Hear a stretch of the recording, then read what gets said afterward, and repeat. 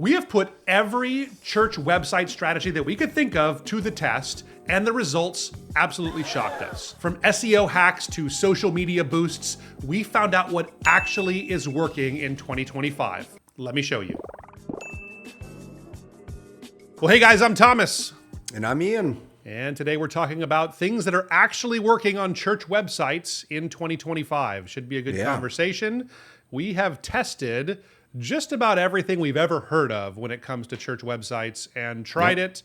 There's nothing new under the sun, as they say, but things do change every now and then. Yeah. But I think it's a good conversation for us to have about the things that are working, what's not working, and just kind of go through some of that stuff here for this year. So for those that don't know, Ian, you and I have been doing church websites since 2006, 2007 timeframe. Like I was about to say. The dark ages. Back then, churches generally didn't have websites, and we were helping them get their first website.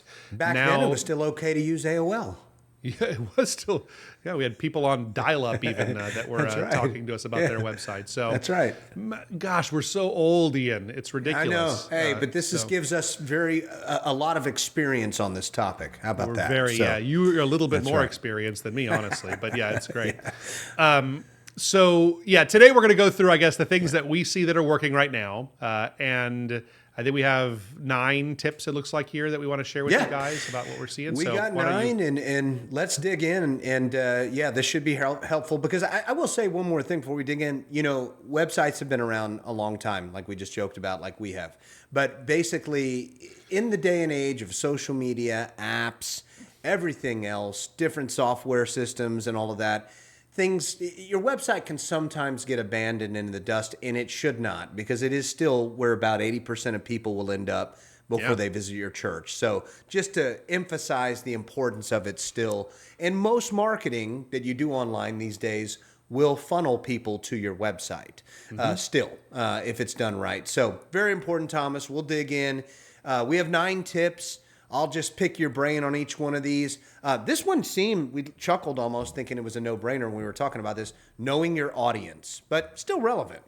Yeah, I think this is important. Like, this is the fundamental problem with like just the off-the-shelf cookie-cutter template website. Where you take,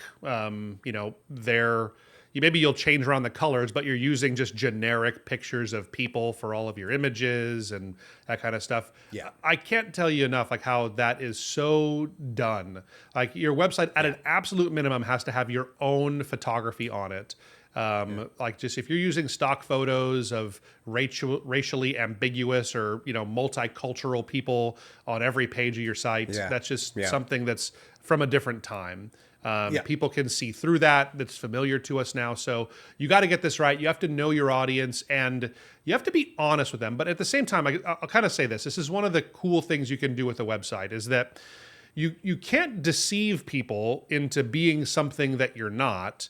And thinking that you're something. So if, like, a lot of times churches will have this issue of being an older congregation and they want to reach younger families. Well, what you can't do is just put only pictures of kids and young families on your site, but you can kind of sprinkle in your ideal audience into your website there in moderation, I guess. So you don't want to trick anybody, but at the same time, you want to make sure that you're painting the picture of what your church is becoming, and kind of a vision casting one. So, so to that end, I think knowing your audience and getting the kinds of photography and video and things on your site that would appeal to them, that's what's most important. Now, the caveat here is you got to remember that people generally will feel connected or most likely to visit a church where they feel like they can relate to the people that are there already. So that's why the photography and things are so important, is you want to make sure that you nail that and paint that right kind of picture, and knowing your audience of who you're trying to reach. Another way to put that is make sure your audience or whoever you're targeting feels like they fit in already ahead of time on their website. So that's really good. This next one I think is missed a lot these days. It's improving your search engine visibility. So SEO. Yeah. Okay. So, quick definition here. I think for churches, the most valuable kind of SEO, there's lots of disciplines in SEO. Yep, The most yep. valuable kind is local SEO, Yep. which means when someone types in a search like church near me or Church in churches in Austin, Austin wherever. or whatever it Yep. would be, that you would rank in Google's map pack, which is usually the 3 churches, if they're searching for churches, plumbers, if they're searching for plumbers, but the 3 Right. that Google thinks are the most important ones for that searcher to know about. Yeah. It's based on all kinds of criteria. Somewhat, it's certainly based around proximity. You know, they're not going to show, if you type in churches near me, Google's not going to show you churches that are 1,000 miles away. They're not Yeah. even going to typically show you churches that are 40 miles away, Right. but they'll try to get something that you're most likely to go to. So that's an important part of the ranking factor that you have the least control over, is how Right. far you are from the searcher. But there's several other things that you can do to improve that, like making sure you have really great citations on all the listing sites out there, getting lots of Google reviews. This is actually a service we help churches with, but I got to tell you, this is so important to make sure you're really nailing this. In fact, this is incredible. We got a testimonial from a pastor just the other day. We He did. called one of our project managers to he told us about this story about an experience of someone that typed into a search engine churches near me and wound up finding their church. Now, we help this church with this service, so we do our best to make sure they are ranking when people put in that search. This person goes to church for the first time, has a good enough experience that she comes back a couple of times and winds up going to their new members class. And in the new members class, she shares with the pastor that the day she typed that in, she was planning on taking her life that night and decided she wanted to give God one last try and typed in churches near me in like Rowlett, Texas is where she was. And this church happened to come up. God made a total change in her life. She gives her life to the Lord and is now God just doing something really amazing. So this is the kind of power that this has. And that's just one anecdote, but we hear stories. Awesome. That's probably the coolest one. But like we're starting to hear these kinds of stories of people finding churches this way all the time. So That's definitely something really important to get people on there. Take that part seriously. That's such an awesome story. Yeah, definitely couldn't believe it I could believe it, but it was awesome when we heard that the other day. So, well, good. So next one is highlighting upcoming events and community involvement. Yeah, I think this is something that I've found is really important. So events, I think, are generally more for your church family. Like, so usually if someone's not aware of your church, they're not like looking at your church website, hey, let me find a church where I can go to an event this week. Right. Like that's not how they think, right? They're probably going to come to a first time, like a service for the first time. Service. So it is more for your church family is what your event section are. But I think the community involvement part is really something that first time visitors are looking for, because someone, especially those that don't yet know the Lord, I think that's something that they really are hungry for, is trying to find some kind of meaning in their lives and ways that they can, have a greater impact than just kind of the self-focus that so many of us are plagued with nowadays. So highlighting community involvement, we've seen that to be really effective lately, especially. You and I, Thomas, we used to do an outreach together when we pastored together here in the Round Rock, Texas area called Laundry Love, where we would just a couple of times a month wash people who were, on hard times, their clothes for free, just to be a blessing to them. Well, my half-sister, who doesn't have a relationship with Christ, when she heard about that and saw that we were doing it on our website, and I had invited her to a service I was going to preach at or something along those lines, she said, you know what? No, I don't know if I want to come check out your church, but man, this Laundry Love thing you guys are doing, I'd love to be a part of that because you're really helping people there. So case in point. I've heard that so many times from Laundry Love. Community involvement. Yeah. So, but that's just one example, but I'm glad you mentioned that. So, but good. So, so next one would be using social media to drive website visits. Yep. Perfect. Yeah. So this is something that I think you need to make sure you do it this way and not the other. A lot of times churches want to use their website to drive social media visits. Right. But I want you to understand this principle that a website visit is much more valuable than a social media visit, because you control the platform and it's something that you can actually, you can kind of dictate the terms of what's happening there. So I always encourage churches to drive traffic from social media onto your website. So the ways you do this are like in this video right here. I'll probably at some point mention some kind of a resource that we have, and we'll talk about the link being in the description, and then you can go over to our website and get the actual the thing that we're talking about. On Instagram, you'll see things like link in bio is what people will say, and then you can go to the bio and drive traffic there to your church website. On Facebook, it used to be things like you would be able to link articles that you had on your church website, maybe a blog post or a sermon. You would link that on Facebook. Now, this strategy is basically worthless at this point, because if you have outside links, Facebook learned a few years back that, well, that just makes people get off of our Facebook platform and go on to another site. So we don't want to use those anymore. So they'll give you effectively zero reach if you put in links, like a couple of people maybe. So all that being said, I think it's actually becoming less valuable because social media channels don't want you to send traffic off of their site and onto your website. But I think it is still worth trying, especially in these kinds of environments, like on a YouTube video, where hopefully we'll create some kind of value for you as a member of our audience, that you'll want to learn more about us or get involved with one of our services, or, here, I'll do it now. We mentioned the local SEO thing and the power that had. I shared that testimonial with you, how important it is to get people onto your church site. If you're looking for help in that area, take advantage of our free local SEO report. You don't have to buy anything from us. You can just get a free report that I'll link to down in the description here below, where your church can see where do you rank on Google right now, and we'll give you some clear marching orders on how you can make some improvements on that there. So that's the kind of thing that I'm talking about. See how I baked that in? It's nice. I love it. That's a great example. At least we gave two testimonies of other people being impacted first. Yeah, exactly. So no, that's a great illustration and a good example. It works similarly for churches. So next one would be creating, and to me is a no-brainer, but I see so many churches miss this next one, Thomas. That's create content that serves new visitors. Yeah. Okay, so this is like our fundamental rule of church websites is your church website is for visitors first, members second. Correct. And it's not even really very close, because the reality is that like your members, they have very limited things that they're going to do on your church website. They will get onto your events page, they'll get onto your sermons page, and maybe if you have other resources and blogs, they'll get onto that. But every other page of your website, whether it be about your ministries, it'd be about your staff, those kinds of things, and about your beliefs, your pages about certainly your plan, your visit pages, and those kinds of things, your homepage, absolutely. Like those need to be for visitors first. That's who's going to see it.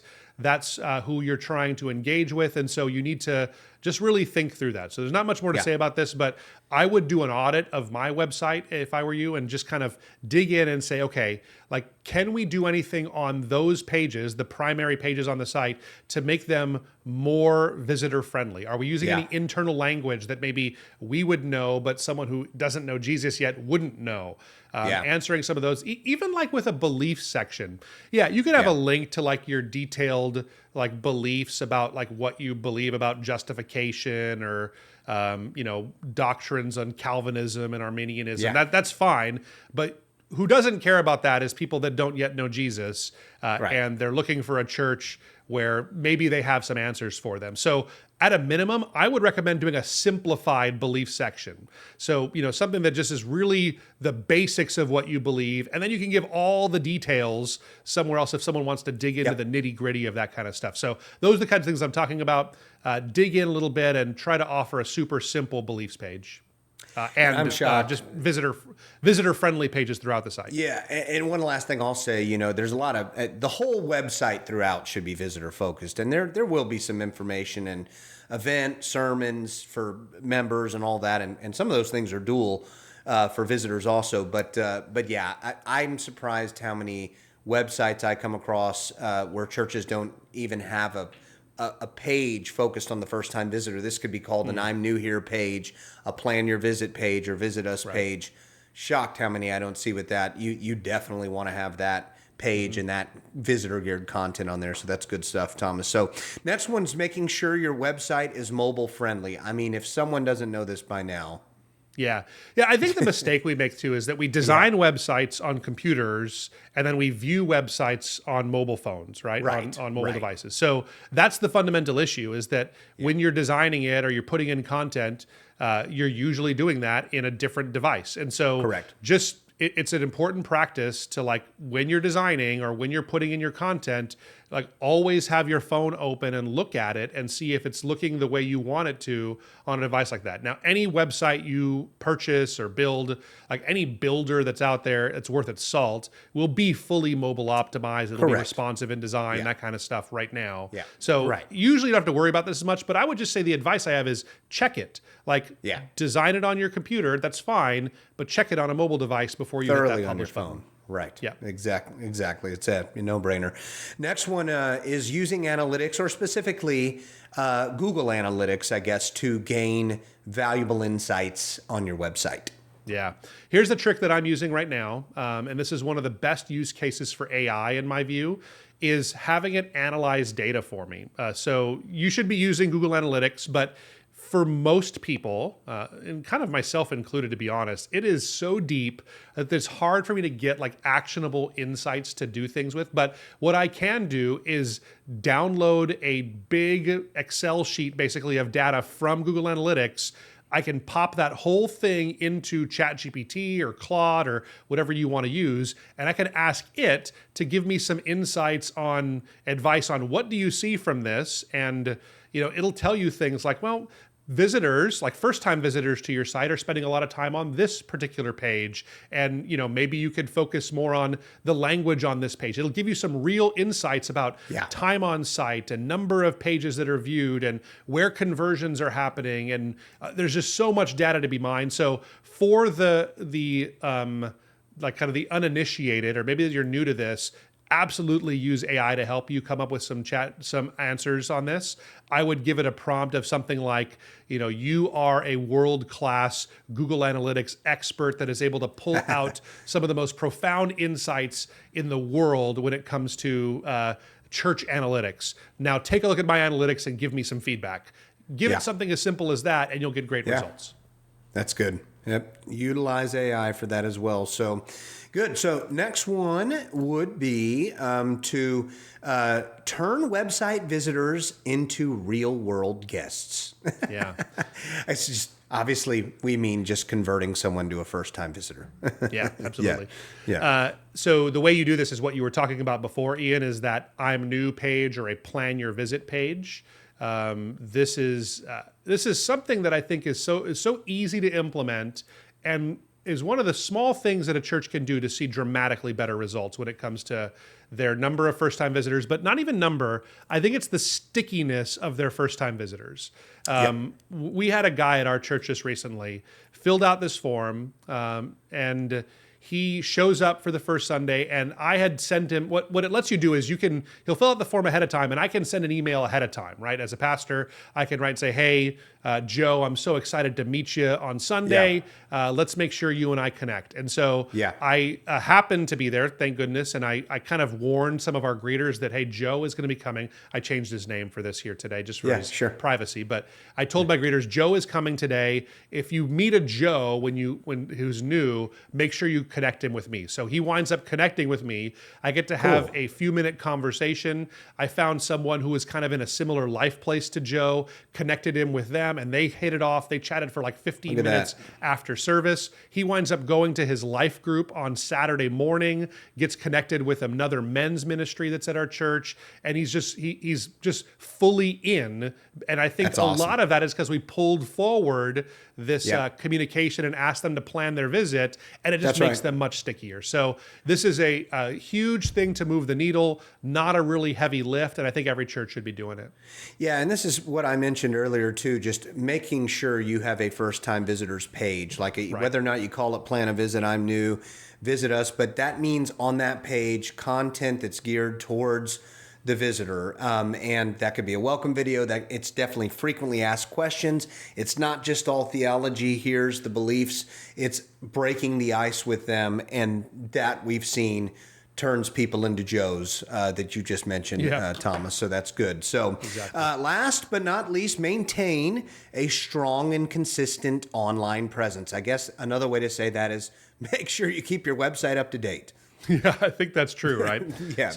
There's nothing worse than that. Like if you have your Easter graphic up in July and that kind of stuff, it's the clearest way to say that this church doesn't really care. And that's a church that people are probably not going to visit if things are out of date. So things like having your sermon, just have systems in place that these things get done, that you have up-to-date events, that you have your sermons on there that are regular.